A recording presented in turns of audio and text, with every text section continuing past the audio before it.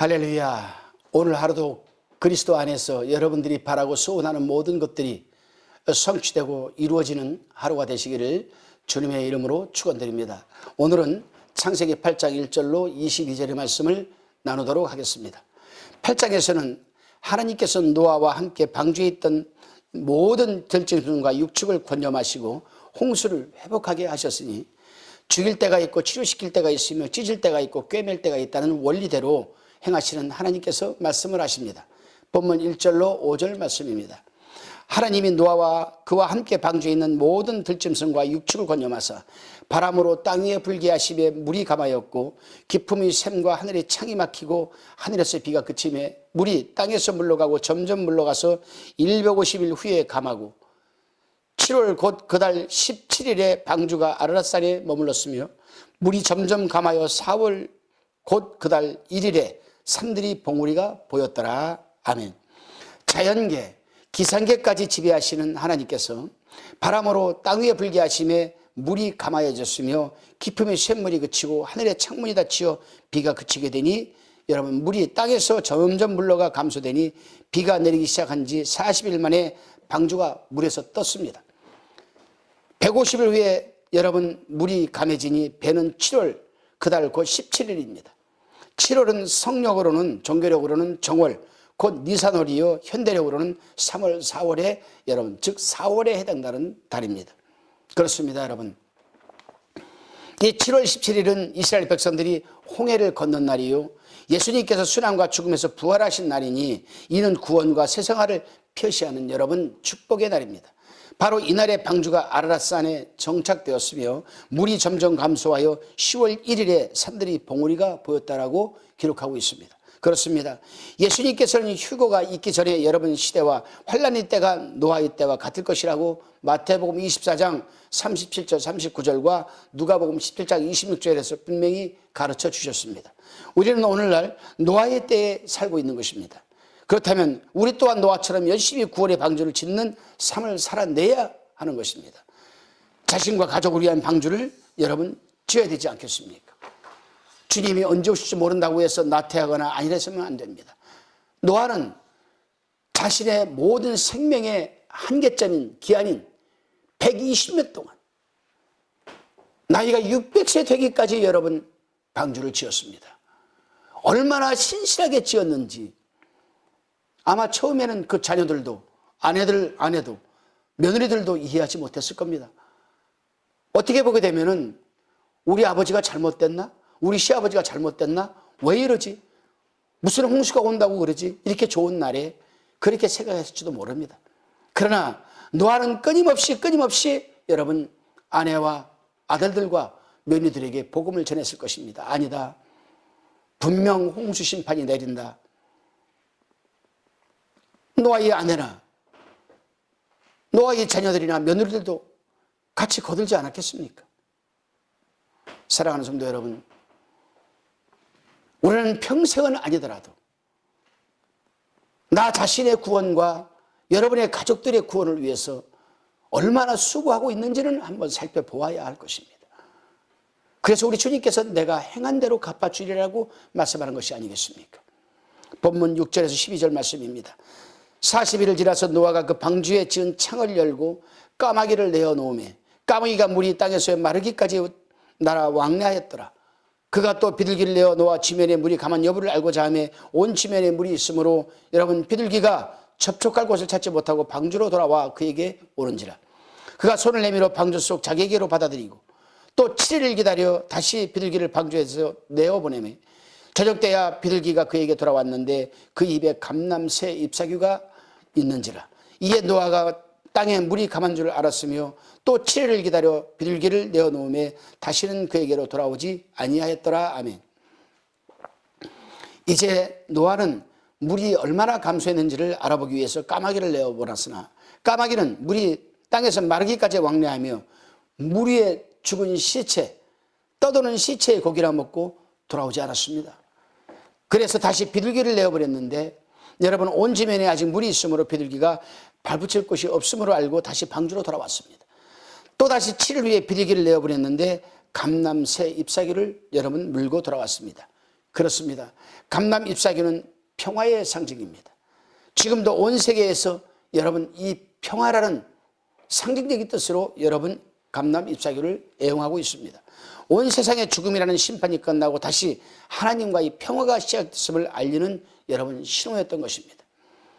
본문 13절 19절입니다. 601년 정월 곧 그달 1일에 지면에 물이 거친지라 노아가 방주 뚜껑을 제치고 본즉 지면에 물이 거쳤더니 2월 27일에 땅이 말랐더라. 하나님이 노아에게 말씀하여 너는 내 아내와 내 아들들과 내 자부들로 더불어 방주에서 나오고 너와 함께한 모든 혈육 있는 생물 곧 새와 육축과 땅에 있는 모든 것을 다 이끌어내라. 이것들이 땅에서 생육하고 땅에서 번성하리라 하시매 노아가 그 아들들과 그 아내와 그 자부들과 함께 나왔고 땅 위의 동물 모든 짐승과 모든 기는 것과 모든 새도 없고 종류대로 방주에서 나왔더라. 아멘. 노아의 나이가 601년 되더니 그해 1월 1일에 지면에 물이 마르게 되어서 홍수 심판은 1년하고도 11일간이었습니다. 2월 17일에야 땅이 말랐으니 이로써 지면은 완전히 원상이 회복되어 하나님의 진노가 멈추게 되었던 것입니다. 그렇습니다, 여러분. 하나님의 말씀에 따라 비로소 노아와 가족 그리고 동물 가축들이 방주에서 나왔으니 노아 일행의 방주 체류 기간은 1년 57일이었습니다. 여기서 우리는 한번 생각해 볼 것이 있습니다.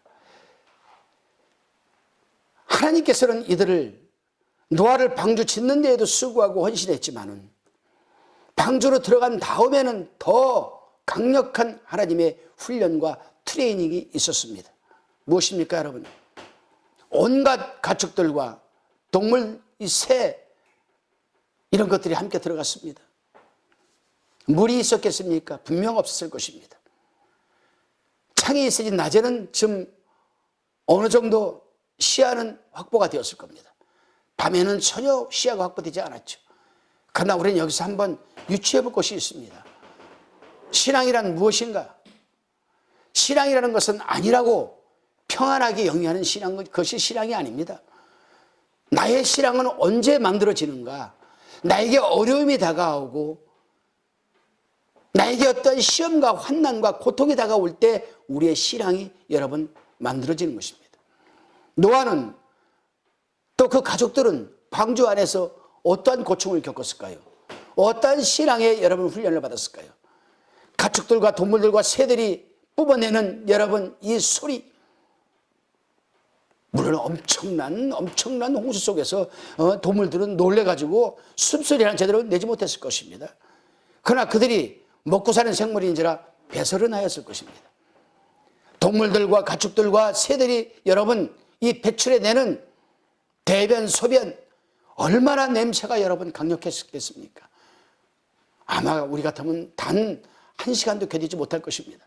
그러나 노아는 여러분 1년 11일간을 그 방주 안에서 온갖 동물들이 여러분 배출해내는 대변과 소변 그 냄새와 그들은 함께 견뎌냈습니다. 결국 그것이 구원이고 말았습니다.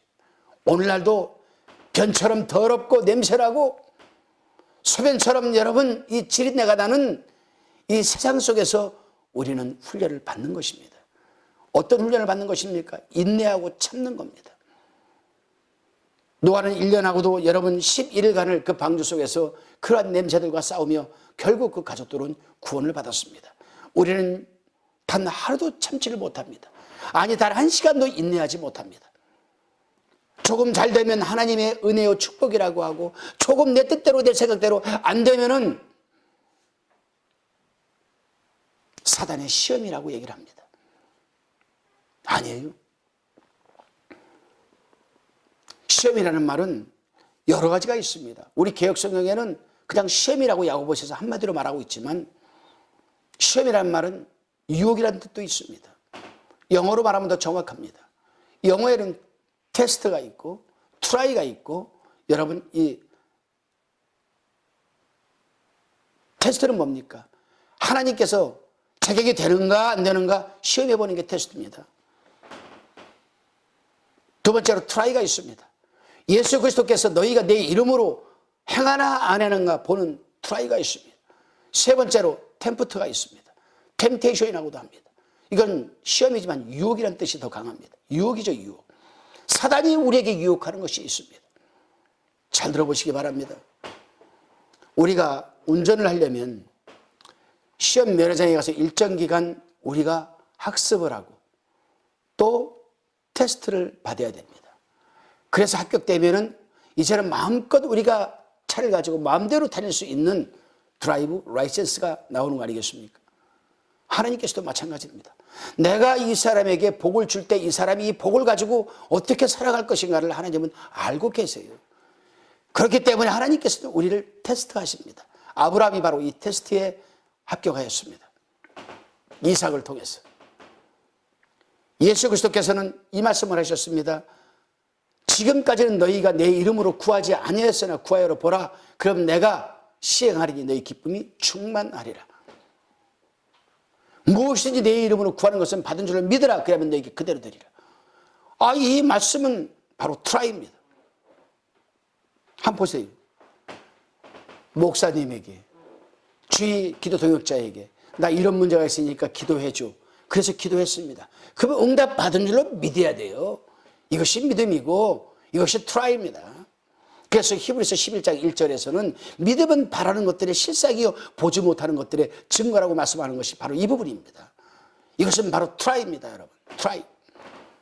근데 우리는 방금 기도해 놓고 옆에 있는 사람한테 나 지금 이 문제가 있으니까 기도해 줘요. 그 다음 날도 가서 또 그럼 아니에요. 내가 예수의 이름으로 구했으면 받은 줄을 믿어야 됩니다. 아직 내 손에 잡히지 않았지만 잡힌 줄 믿어야 되는 거예요. 아직 내가 뭘 소망하고 있지만 받은 것처럼 믿어야 되는 것이 여러분 바로 트라이적인 믿음 아니겠습니까? 이 부분은 좀 더 깊게 말씀을 드리자면은 이러한 믿음을 갖기 위해서는 은사적 차원의 믿음을 가져야 돼요. 그래서 우리가 고린도전서 말하는 9가지 은사 가운데서 성령께서 어떤 이에게는 믿음이라고 얘기하십니다. 보편적인 세이브의 어떤 페이스, 즉 구원의 믿음 이외에도 은사적 차원의 믿음이 있다는 사실입니다. 여러분 믿음의 은사를 가지시기 바랍니다. 그 믿음의 은사가 우리를 응답받게 하시고 우리가 바라는 걸 여러분 소망하는 것을 이루게 하시고 손에 쥐고 싶은 것을 쥐게 하는 은사적 차원의 믿음이 충만하시길 주님의 이름으로 축원합니다. 본문 20절로 22절의 말씀입니다. 노아가 여호와를 위하여 단을 쌓고 모든 정결한 짐승 중에서와 모든 정결한 새 중에서 취하여 번제로 다녀드렸더니 여호와께서 그 향기를 흠양하시고 그 중심에 이르시되 내가 다시는 사람으로 인하여 땅을 저주하지 아니하리니 이는 사람의 마음이 계획하는 바가 어려서부터 악함이라. 내가 전에 행한 것 같이 모든 생물을 멸하지 아니하리니 땅이 있을 동안에는 심음과 거둠과 추위와 더위와 여름과 겨울과 낮과 밤이 쉬지 아니하리라. 아멘. 노아는 방주에서 나오는 즉시 제단을 쌓고 정결한 짐승과 새 중에서 취하여 번제를 드렸습니다. 하나님께서 노아에게 명령하여 정결한 동물들을 암수 7시 방주로 이끌어들이라고 한 것은 바로 이 번제에 사용하기 위해서였던 것입니다. 여기서 우리가 한번 또 생각해 볼 부분이 있습니다. 하나님께서 나를 왜 부르셨을까? 이 세상에는 모래알처럼 수많은 사람들이 있습니다. 수많은 사람들. 그 가운데서 어떻게 해서 하나님은 유독 나를 부르셨을까? 당신의 자녀로 또 교회로 왜 나를 부르셨을까? 바로 이 부분입니다. 에베소서 1장 3절 이하에 보게 되면 찬송하리라다. 창세전에 하나님께서 우리를 미리 아시고 예정하셔서 하려다 신령한 복을 주시되라고 했습니다. 구원의 복이시죠. 우리가 태어나기도 전에 하나님께서는 이미 우리를 구원하시기로 부르시기로 또 구원하시기로 작정을 하셨던 것이죠, 여러분. 그럼 왜 하나님이 우리를 부르시기로 작정했습니까? 왜 하나님을 믿음의 자손으로 여러분 작정을 하셨습니까? 바로 우리의 삶을 통하여 하나님께 영광 돌리고 우리를 통하여 하나님께 예배드리는 자로 만들기 위해서 그러지 않으셨겠습니까? 여러분들은 예배에 얼마나 여러분 열심을 내고 있습니까? 코로나로 인하여 여러분 예배가 얼마나 많이 소멸되었는지 몰라요. 과연 그럴까요? 과연 코로나 때문에 여러분 우리가 예배를 드리지 말았어야 됐을까요? 저는 그렇게 생각하지 않습니다. 코로나라는 병은 여러분 전염병입니다. 성경에 보게 되면 이 코로나로 걸린 사람들이 종종 몇 번 사건이 일어납니다. 그때마다 이스라엘 백성들이 하나님께 적극적으로 나와서 회개하고 부르짖었을 때에 그 전염병 코로나는 다 물러가고 말았습니다. 이 코로나도 우리 믿는 자들이 하나님 앞에 나와서 회개해야 되는 겁니다. 우리가 신실하게 예배드리지 못한 부분에 대해서 회개해야 되고, 우리가 하나님의 뜻대로 말씀대로 살아가지 못한 부분에 대해서 우리가 회개해야 될 때 이 코로나는 물러가게 되어 있는 것입니다. 한번 보십시오. 이번에 코로나 사태로 통하여서 알곡과 가라지 신자들이 보였다라고 많은 사람들이 말하고 있습니다. 평소에 예배에 소홀히 했던 사람들은 잘 됐다, 할렐루야 아멘, 예배 안 드려도 되는구나. 그러나 예배를 사모하고 살아있는 하나님의 생생한 말씀을 듣기 위해 사모했던 사람들은 가슴을 치며 통곡하고, 목사가 라이브로 드려도 자기는 교회에 나가서 예배를 드리려고 나갔더니 교회 문이 닫혀져 있어요. 가슴을 토고 교회를 떠납니다. 이런 교회는 내가 나갈 필요가 없구나. 그러나 보십시오. 부산에 있는 모 교회 보십시오. 이 정부에서 교회를 폐쇄를 명령하고 행정명령을 내린다 하니 내리시오. 여러분들이 내리고 교회를 폐쇄하면 우리 광장 앞에서 예배를 드릴 것이요, 여기에 참석하는 성도들이 새벽부터 나와서 교회 앞에서 무릎 꿇고 기도하는 이 모습을 보는 하나님은 어찌 여러분 그 교회를 누구로부터 보호해주시지 않겠습니까? 여러분, 믿는 자들에게 있어서, 그리스도인에게 있어서, 성도에게 있어서 예배는 생명입니다. 라이브로 예배, 온라인으로 예배를 드린다고요? 과연 온라인 예배를 통해서 하나님의 생생한 그 음성과 말씀을 들을 수 있겠습니까? 천만에요. 하나님께서 주의 종을 세울 때에는 그 주의 종의 성격과 개성과 지식과 지혜와 살아온 삶의 문화를 그대로 들어서 그거를 말씀을 선포하는데 하나님은 사용하게 하십니다. 언제 어느 때 하나님의 말씀이 내게 들릴지 모릅니다. 오늘은 A라는 사람의 성도에게 하나님의 음성이 강하게 들렸습니다. 수요일 때에는 저 뒤에 있는 성도에게 하나님의 음성의 메시지가 떨어졌습니다. 금요철야 때에는 평소에 그렇게 사모했던 자에게 여러분 메시지가 떨어졌습니다. 그래서 우리는 매일매일 예배를 사모하고, 아, 오늘은 하나님께서 나에게 말씀하시는 날이구나라는 여러분 이 성령의 감동이 충만한 상황에 예배드리게 될 때에 그 목사님의 개성과 칼라와 배운 지식과 지혜와 살아온 삶을 통해서 하나님이 그대로 선포하고 계시는 그 살아있는 메시지가 바로 여러분 예배의 메시지가 아니겠습니까? 어찌 라이브로 그것이 여러분 드러날 수가 있겠습니까? 대면 예배를 소만이 가능한 것이 아니겠습니까? 여러분, 예배 회복하지 않으면 우리에게는 아무런 소망도 없습니다. 우리는 구약성경에서 그런 걸 잘 봤습니다. 신약성경에서도 우리는 잘 봤습니다. 여러분, 예배가 회복되는 하루가 되시기를 주님의 이름으로 여러분 축원드립니다. 그래요, 여러분, 이 세상에 많고 많은 사람 중에서 왜 하필 나를 부르셨을까? 예배를 통하여서 하나님 영광 받기 위해서. 아, 그렇구나. 나는 예배의 목적으로 하나님이 나를 부르시고 자녀 삼아 주셨구나.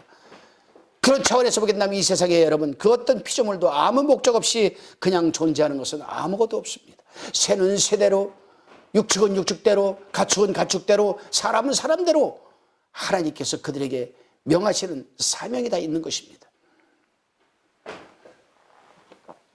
자연 환경은 자연 환경대로 다 존재 목적이 있는 것이고 여러분 사명이 있는 것입니다. 그 가운데 유록 사단만큼은 하나님의 존재와 영광을 위한 여러분 사명으로 그 외의 모든 피조물들은 사람의 존재를 위해서 사명을 감당하고 있는 줄 믿으시기를 바랍니다. 그 사명의 첫 걸음이 무엇입니까? 저는 오늘 이 말씀을 좀 드리고 싶어요. 사람이 여러분 하나님의 존재와 영광을 위한 사명으로 우리가 부름을 받았다라면 그 사명의 첫걸음이 무엇이냐 이겁니다.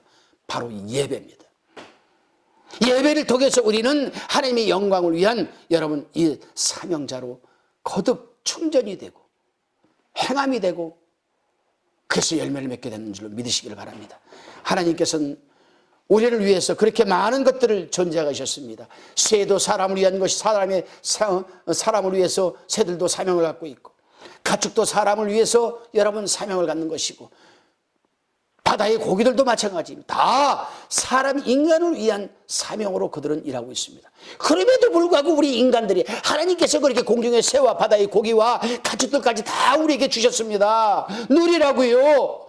그들을 통해서도 이 사명을 드러내라고요.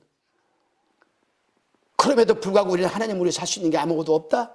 아니, 예배조차 우리는 라이브로 드린다? 온라인으로 드린다? 하나님이 뭐라 하시겠습니까, 여러분? 하나님이 뭐라 하시겠습니까? 새와 가축과 동물들과 그들은 우리 인간을 위해서 사명을 감당 잘하고 있습니다. 그런데요, 사람만큼은 하나님의 사명을 제대로 감당하지 못해요. 왜요? 그 사명을 위한 첫걸음이 예배인데 예배를 소홀히 하니 어찌 사명을 감당할 수가 있겠습니까? 여러분, 예배가 회복되어지는 그런 온전한 오늘 하루가 되시기를 주님의 이름으로 간절히 부탁드립니다. 기도하시겠습니다. 주님, 우리는 오늘날 노아의 때에 살고 있습니다. 우리도 열심히 노아처럼 구원의 방주를 짓는 삶을 살아가게 도와주시옵소서.